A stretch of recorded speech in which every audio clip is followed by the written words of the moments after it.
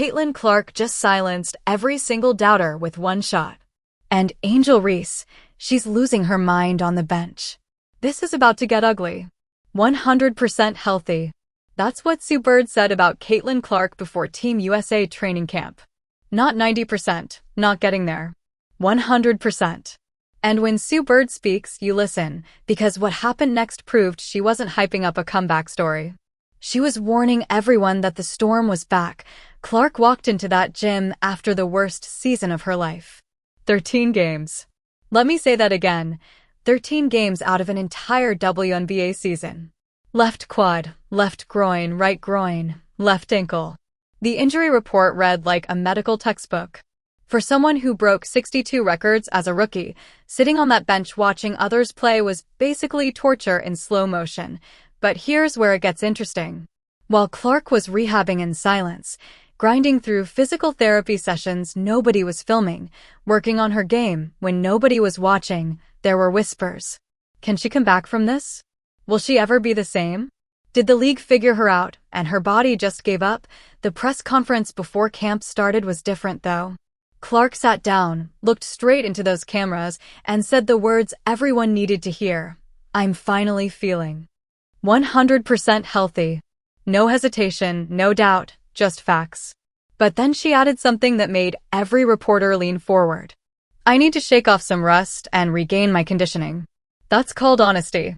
That's called being real about where you are while knowing exactly where you're going. And let me tell you something, that kind of self-awareness is what separates champions from pretenders. The reporters wanted to know if this was just brave talk. After everything she went through, could she really be back? One of them asked about her nerves, about that moment when doubt creeps in and you wonder if you've still got it. Clark's answer, pure gold. She said when she touched the basketball during warm-ups, before practice even started, that's when she felt comfortable. Not during some big moment, not when the cameras were rolling. The second the ball hit her hands, muscle memory kicked in and everything came flooding back. She talked about working nonstop since the beginning of the season. All the rehab, all the recovery, getting back to where she was, and then pushing even further. This wasn't just about coming back. This was about coming back better. And you could see it in her eyes. That fire everybody fell in love with during her rookie year, it never left. It was just waiting to burn again. Clark got real about what being injured taught her. She called it isolating. She learned what her teammates go through when they're hurt. She learned how to be a better supporter from the bench. But mostly, she learned something that should scare every opponent in the league. She said she would have taken 10 bad games in a row just to be out there playing, because that's how much she loves competing with her teammates. Read that quote again. 10 bad games just to play. That's not someone who lost their passion during recovery. That's someone who came back hungrier than before. Now, let's talk about what happened on the court, because this is where the story goes from good to legendary. Clark stepped onto that court for scrimmages, and everyone went silent. Coaches watching every step, teammates studying every movement. The pressure was absolutely suffocating. Would she look like the same player, or would those months of injury show up in ways conditioning can't fix? She started cautious. A few safe passes, some solid defense, nothing flashy. People started wondering if maybe the comeback wouldn't be as smooth as everyone hoped. You could feel the doubt creeping into that gym. Then something happened that will be replayed for years. Clark caught a pass near half court. 2 dribbles. And then she pulled up from the logo. The same spot that made her famous. The same mechanics that broke 62 records. Zero hesitation. The ball left her hands with that perfect rotation everyone recognizes instantly. Swish. Nothing but net. The gym exploded. Players jumped off benches. Coaches started clapping. That familiar sound of Clark's shot finding the bottom of the net sent actual chills through everyone there. And in that single moment, months of doubt and worry just evaporated into thin air. One shot. That's all it took. One shot to announce to the basketball world that Caitlyn Clark was not just back. She was ready to dominate again. Subbird watched from the sideline with this knowing smile. She nodded like she'd seen exactly what she expected, because legends recognize legends. And what Bird saw was someone who never lost it in the first place. But Clark didn't stop there. She followed up that logo 3 with laser passes, finding teammates in perfect positions. Her court vision looked sharper than ever. On defense, she anticipated plays and disrupted passing lanes like someone who never missed a single day. The rush she mentioned, gone. Completely gone. The entire pace of practice changed. Clark's energy spread like wildfire. Players moved faster. Passes got crisper, defense became more intense. She wasn't just participating anymore. She was leading. That burst up the floor, that control, that pure shooting form, everything was back, and maybe even better than before. Even when she missed a few shots during drills, she muttered under her breath and kept pushing. That competitive fire that made her must-watch television during her rookie year burned as bright as ever. She also reconnected with Cameron Brink during camp. They've known each other for almost 9 years, since their U16 days. That chemistry with teammates, still there, still strong. That single logo 3 became the defining moment everyone points to. Not just physically healthy, mentally ready to dominate. The shot announced her return to the basketball world in a way no press conference ever could. Team USA found their leader for 2026 and beyond right there in that moment. Now here's where things get really interesting. Sue Bird and head coach Cheryl Reeve huddled together after practice with huge smiles on their faces. Their animated discussion focused on one player who blew away every expectation. Building a new Team USA identity around younger talent while keeping championship standards isn't easy. They needed someone special to anchor their vision for 2026 Berlin and 2028 Los Angeles. Veterans like Chelsea Gray were in camp competing hard for starting spots. Established stars expected prominent roles. So when the decision came down to elevate Clark immediately as a starter, it caught people off guard throughout the basketball world. Some questioned whether she deserved such quick recognition after missing most of her sophomore season. But the coaching staff had seen enough to know better. Sue Bird went on record about Clark's leadership qualities during camp. She praised Clark's commitment and engagement with teammates throughout her injury-riddled season. Even when sidelined, Clark traveled to almost every Fever road game and stayed active on the bench. That's leadership. That's what it looks like when someone truly cares about the team over personal stats. Bird noted that Clark understood the challenges her teammates faced because she lived through them herself. That kind of empathy makes you a better leader. Coach Reeves' assessment focused on Clark's basketball IQ and seamless integration with other players. She watched Clark work with backcourt partners like Jackie Young during scrimmages. Her ability to elevate teammates impressed everyone. She looked good on both ends and hadn't missed a beat. Behind the scenes, sources revealed Clark's work ethic during recovery impressed the coaching staff long before she touched a basketball in camp. She stayed connected. She supported injured teammates. She would text them and check on them when they dealt with their own health issues. Her character showed through the hardest moments of her career. The coaching staff noticed how Clark made everyone around her better. Her court vision created opportunities. Her defensive intensity raised the tempo. Players responded to her energy in ways that can't be taught or faked. The impact was obvious to anyone paying attention.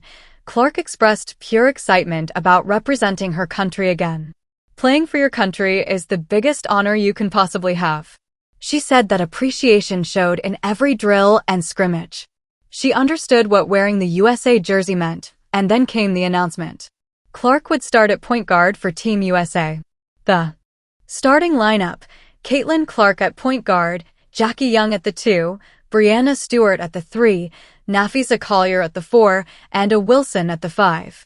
Coming off the bench, Sabrina Ionescu, Kala Copper, Paige Beckers, Alia Boston, Kelsey Plum, Angel Reese, and Satusa Bailey. That decision validated Clark's comeback completely and positioned her as the face of the program's future. This wasn't just about filling a roster spot. USA Basketball was betting their championship hopes on Clark's leadership and vision for the next Olympic cycle. Sue Bird and the coaching staff's public endorsement sent a clear message to the basketball world. Caitlyn Clark wasn't just back from injury. She was ready to lead Team USA to gold medals. While Clark celebrated her starting role with grace and humility, Angel Reese's response told a completely different story. She made the team. That's good news, right? But she found herself in a bench role, and that position didn't sit well with someone who apparently expected star treatment from day one. Reports started surfacing about Reese complaining about her playing time and role definition. Sources close to the team indicated she expressed serious dissatisfaction with her bench status. The situation created an uncomfortable dynamic within team chemistry that coaches had to address.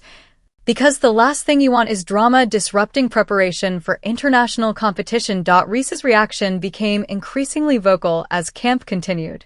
She expressed frustration about being overshadowed by Clark's comeback story. The timing couldn't have been worse. While Clark focused on team chemistry and leadership, Reese seemed more concerned with personal grievances about her roster position. The contrast between these two players became impossible to ignore. Clark demonstrated gracious leadership and a team-first attitude in every interaction. She made comments about the importance of compromise and putting team needs above personal desires. Reese's energy appeared directed toward personal complaints rather than team success. Teammates noticed the difference immediately. Clark spent her time making everyone around her better during drills. Her focus remained on elevating the entire team's performance. Reese's attention seemed centered on her own situation and status within the group. The divide became crystal clear. Social media activity and behind-the-scenes reports painted a picture of someone who felt entitled to a starting role despite not earning it through camp performance. Reese expected special treatment based on her reputation rather than what she produced on the court during evaluation periods. Meanwhile, the coaching staff's patience with Reese's attitude reportedly wore thin as complaints continued. Here's the reality check nobody wants to say out loud. Angel Reese should consider herself fortunate to make this team at all. She can bring value as a rebounder and defender. Be tenacious. Be a role player because that's what she should be. She's not a star go-to player on this level. Rebound and play defense. That's the role. But because her WNBA team needed her to do more than she's capable of, there's this inflated sense of what she brings to an elite international squad.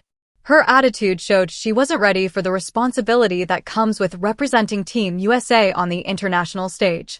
The honor of wearing the national team jersey requires maturity and selflessness, two things that were noticeably absent from her response to a bench role. The situation perfectly illustrated why Clark earned her starting spot through merit and character. She proved herself worthy of leadership through actions and attitude. Others struggled to accept roles they received based on actual contributions during camp. The difference between earned respect and entitled expectations became crystal clear to everyone involved. Let's be honest about something else while we're here. Clark should have been on that 2024 Olympic team. Not just because she was good enough. She was better than some players who actually made that roster. But having her on that team would have brought massive attention to women's basketball on a global scale. Instead, we got legacy picks and players selected on reputation rather than current performance. But that snub might have been the best thing that ever happened to her, because now she's coming back with something to prove. She's healthy, motivated, and positioned to lead both her club team and her country to unprecedented success. Clark's return to Team USA represents more than just a comeback story. This is the foundation for a championship dynasty that will define women's basketball through 2028. Her leadership during camp proves she's ready to carry the program forward. Think about what we witnessed. The logo 3 that silenced doubters. The starting point guard role earned through merit. The way she elevated every teammate around her. Fever fans can finally exhale knowing their superstar is healthy and locked in. Clark's body feels the best it has in months. Her mind is sharp and focused on gold medals ahead. 2026 can't come fast enough. And when that tournament starts, everyone will remember this moment. The moment Caitlyn Clark announced she was back, not with words, with a logo 3-pointer and the kind of leadership that can't be faked.